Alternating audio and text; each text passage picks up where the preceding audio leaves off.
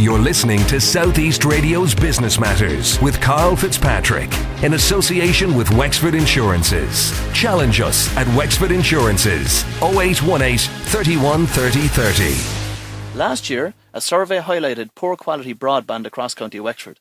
I'm joined now by Derek Conniffe of Carnsore Broadband to discuss this, along with the future of broadband for County Wexford.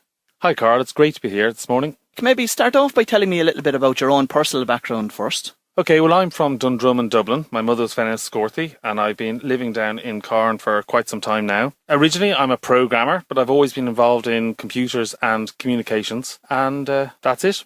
I know back in 2006 you set up a community project to roll out broadband to the Carn area because there was no service provider down there. Yeah, that's right. We needed internet like everybody else in the country, and at the time there was no DSL type service. In fact, even today there's no DSL service down there, but we were able to buy in a 64 kilobit line. Now that's not megabits, it's very slow, but it was our only other option over very slow dial-up networking, which really didn't work very well. And we connected a group of our houses together. They're one-off kind of houses, so there's a bit of distance between them.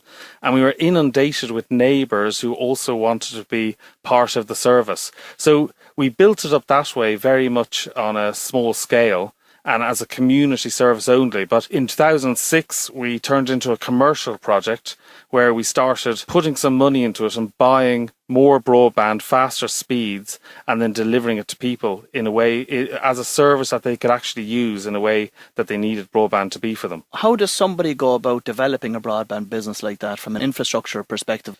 Well, first you buy an awful lot of broadband, and that's available in Dublin. It's very hard to buy broadband elsewhere, but you can carry broadband from Dublin to other locations, and there's various ways to do that. Fibre is probably what everybody's after at the moment because of the amount of information you can carry. And after that, finally, you've got to work out how to get it to people. And in a nutshell, that's what a broadband business is. Now, at the start of the interview, I mentioned that there was a recent survey conducted by the Wexford Broadband Task Force, which highlighted both poor satisfaction levels with the county's broadband services.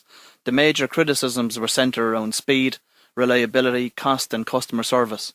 How easily will it be to address these criticisms? Well, I imagine a lot of these problems are dependent on the type of service that people are buying. So, especially in areas where broadband's hard to obtain, people will buy a 3G type solution, which certainly has benefits. It's roaming, you can take it with you, but it also has a lot of difficulties, and that is reliability and speed and availability. I think depending on the service you buy, fixed high-speed services are available, then I think that will be less of a problem. The survey also indicated that 64% of respondents around the Gorey area had changed providers in the last 2 years. Is this reflective of the quality of the broadband, or do you think these decisions are solely based on price? I think price is important for everybody, but I think broadband nowadays is a service that everybody requires, much like water or ESB or television, telephone. I think that the reason people are moving service providers so often is probably down to the quality of the broadband they're getting in any of those aspects, again, whether it's reliability or speed.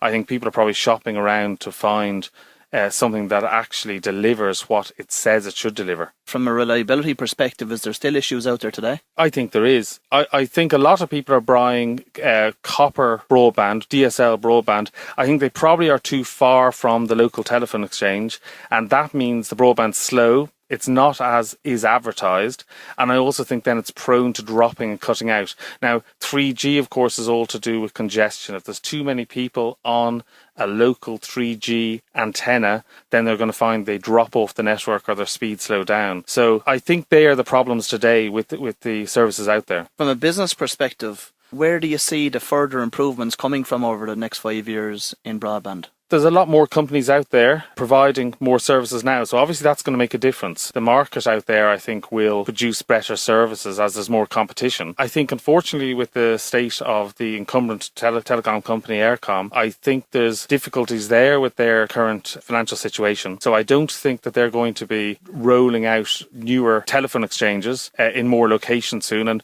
realistically that's what's needed to bring copper wire broadband faster. So I think for businesses, it's down to more availability of fibre. or more availability of radio-based broadband. What technology did Carnsore Broadband decide to go with, and why? Well, we are a hybrid radio and fibre company. We buy all our broadband by fibre, again in Dublin. We now carry a lot of bandwidth by fibre. That's important to get it from Dublin to Wexford in the first instance at the gigabit level. But after that, radio is vitally important ingredient to the service, because we have to get the last mile to the customer.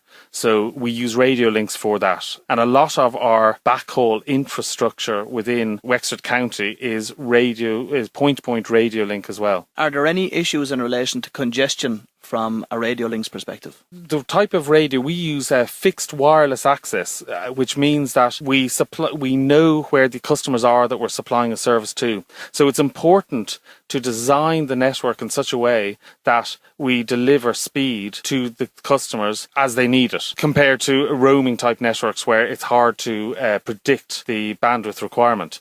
But I think it all comes down to infrastructure design, like everything else, like roads. It's important to build the highways in order to be able to bring the traffic where it needs to go, basically. And how would you compare fibre to, let's say, copper and wireless broadband? Fibre carries huge volumes of information. Now, it has to be said that fibre is generally only available to other carriers. So Wexford is very fortunate to have a MAN network, which was originally called the Serpent Project, and it was able to bring high-speed traffic around Wexford, and this network is carried back to Dublin by large carriers, well-known carriers. But fibre optic bandwidth is generally only available to people who need to sell it to somebody else because of the cost associated with buying it, or it's available to large multinational companies who are willing to dig up the street to connect to this network. Copper, on the other hand, is available to everybody, but in Ireland the problem is there are not enough telephone exchanges close enough to people. So if you need to get bandwidth by copper, you really need to be about half a kilometre from a telephone exchange. And even at that, by today's standards, we're running out of speed from DSL broadband. So within the next couple of years, or the next 5 years, people are going to expect and require more and more bandwidth in their houses and in their businesses. And at the moment, there hasn't been any trialling of new copper type products. So to improve the overall speed of broadband across the county, what infrastructure or supports need to be put in place? Well, realistically, I can't see that we're going to be able to roll out fibre to the doorstep for all the business and residential people out there, simply because we're quite rural, and when we're not, the roads are small and winding. So I think that radio links are going to be a very important ingredient in the future of how we develop our broadband strategy and get more speed to people. What investment costs are associated with increasing the speed of broadband across the county? Well, on that note of using radio as a way to quickly deploy new links and get to locations without having to go through the massive undertaking of digging up roads, I think one of the problems we have in this country is the cost of licensing spectrum is very high.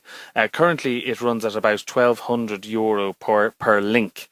And when you imagine that quite a lot of links are necessary, that does add up to quite a large annual fee. I know that other countries in the European Union, especially our neighbours in the UK, pay greatly reduced amounts compared to that. So that's one difficulty with trying to keep the costs affordable while also rolling out this type of network. How does Wexford's broadband speed and reliability compare to the likes of Cork and Dublin? Well, in Dublin, there's no doubt there is a great deal of operators. Not only that, some of the operators have put in a huge amount of investment in bringing very high-speed internet to modern households and apartment buildings. Now, partially that's because of the growth in building in recent years, and also whether or not these companies have got payback yet now is really quite uncertain. But from the point of view of the number of people operating in Dublin or Cork versus Wexford, obviously there's a big difference there. Earlier on you mentioned both upstream and downstream. Can you explain what those terms mean, please? Download speed is the speed that information comes from the internet to you, and upload speed is how fast you can send it up to the internet. Now, typically a home user wants more download speed, whether it's download a movie or get web pages in quickly. But a lot of people have a requirement for high-speed uploads. Businesses, this is typically a requirement for. So as more and more cloud type solutions are available to businesses, and as businesses migrate from traditional systems where they don't have their email server in-house anymore and they give their email over to be managed by Google, or where they're, rather than running servers in their building, they're moving their servers to Amazon Cloud or Rackspace, they need more and more upload speeds to get the information up to those servers in the first place. So with the growth of cloud-based technology, we're seeing more of a demand from businesses in terms of upstream speeds from their broadband. Absolutely. Unless businesses can get faster broadband, they're going to have problems using cloud infrastructure. There are nearly 1.7 million subscribers to broadband in Ireland today. However, there are currently 20,000 SMEs who are not digitally engaged. What is the reason for such high levels of disengagement amongst SMEs, in your opinion? I'm really quite surprised by that high number. I think that even though we do have quite poor speeds compared to the European average as it currently stands, I believe Europe is around 10 megabits per second, and the Irish average across the board, including all the very high speed products in Dublin, I think the average comes to about 6 megabits. But I'm very surprised that there'll be any companies nowadays that aren't looking at their IT and their broadband requirements. Earlier this week, Minister Rabbitte stated that the government and industry will have to work together to ensure that our broadband speeds are suitable for attracting commercial investment. What do you think will need to happen to achieve this objective? I think the government will have to work with industry to do this. I think that careful decisions will have to be made. The last national broadband scheme rollout relied upon 3G technology, and I think that was a mistake because it didn't deliver the type of speeds that people would call broadband. I think it's referred to as middle band quite often. And I think that we need to really look at very high speed availability of broadband to businesses now to allow businesses use the IT infrastructure as they need to within the next few years. I'd like to take this opportunity to thank you for coming in and providing our listeners with an insight into the development of broadband services across County Wexford. You're listening to South East Radio's Business Matters with Karl Fitzpatrick in association with Wexford Insurances. Think Wexford Insurances for your business insurance.